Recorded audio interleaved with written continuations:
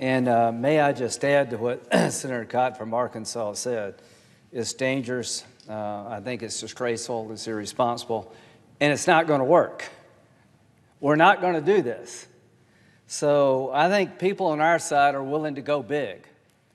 For Republicans, that's not so easy in one day to spend all we're going to spend in a single year.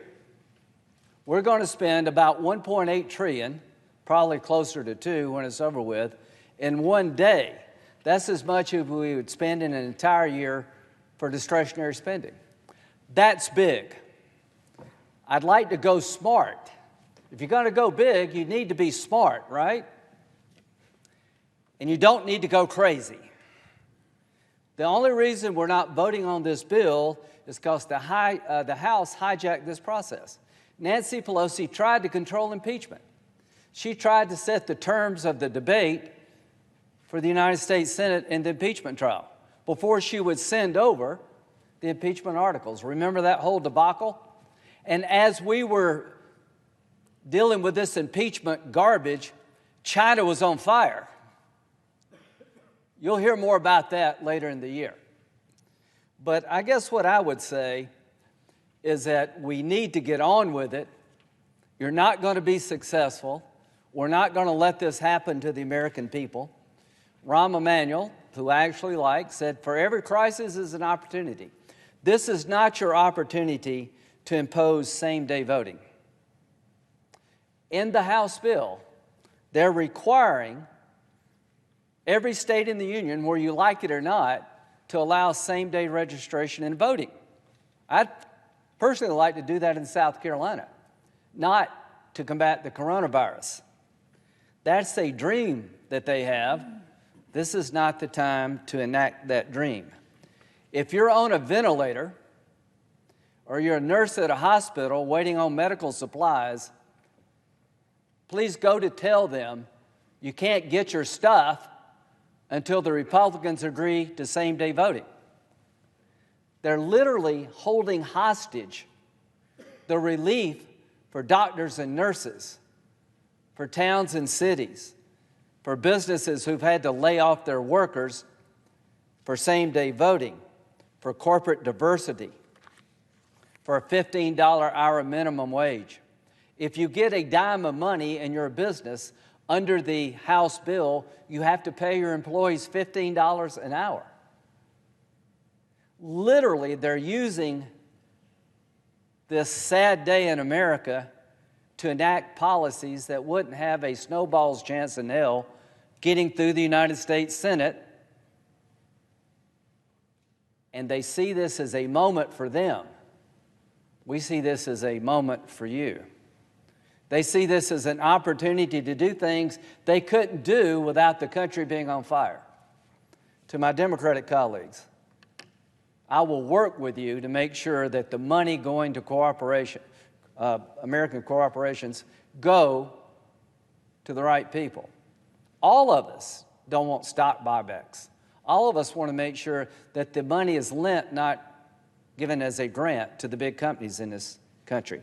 All of us are willing to do more to help the states. We're willing to work on the problem.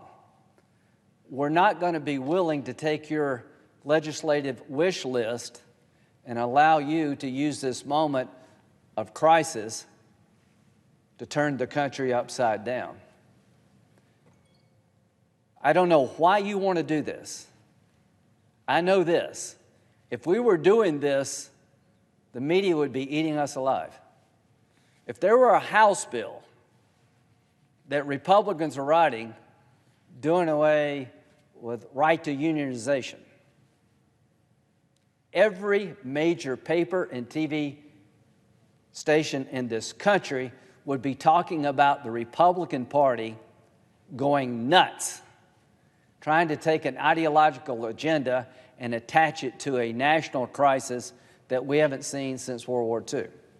So, two things are going to happen. We're not going to give in because it is wrong. It corrupts everything about why we're here. We have worked with a House-passed bill that we didn't like because we needed to get something done relevant to the problem. To Speaker Pelosi, you see this as an opportunity to do things you couldn't do otherwise.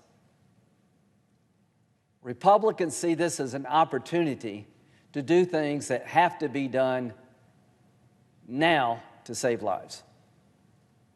I have never been more disgusted since Kavanaugh.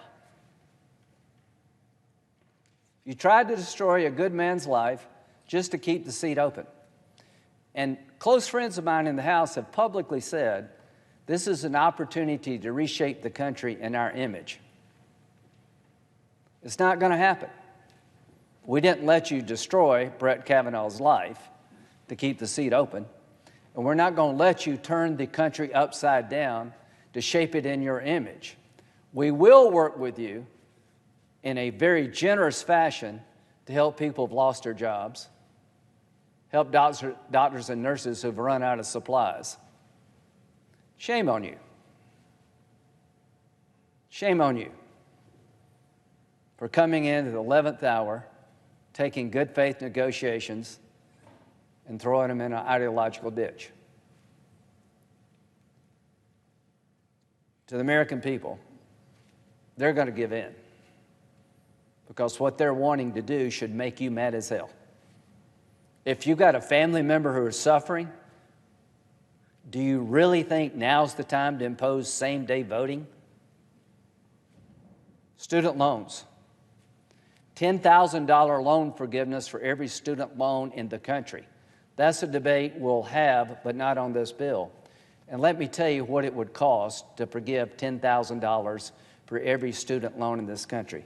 About $500 billion. Here's the question. If you're going to spend $500 billion, wouldn't you want to spend it on the virus? Wouldn't you want to spend it on hospitals who are under siege? Wouldn't you want to spend it on businesses who are shut down and have no hope of opening up anytime soon? So we're going to hold our ground to focus on the people who need the help the most. We're going to say no to an ideological agenda. And I can't believe that we're having to do this. What the hell has happened? How could we get here as a nation? We've gone a long way from we're all in it together to this. So, to my colleagues on the other side, I am more than willing to work with you on unemployment insurance and all the things that are in this bill. I am not going to give in to the hijacking of the legislative process by the most partisan people in the country at a time people are dying. With that, I yield.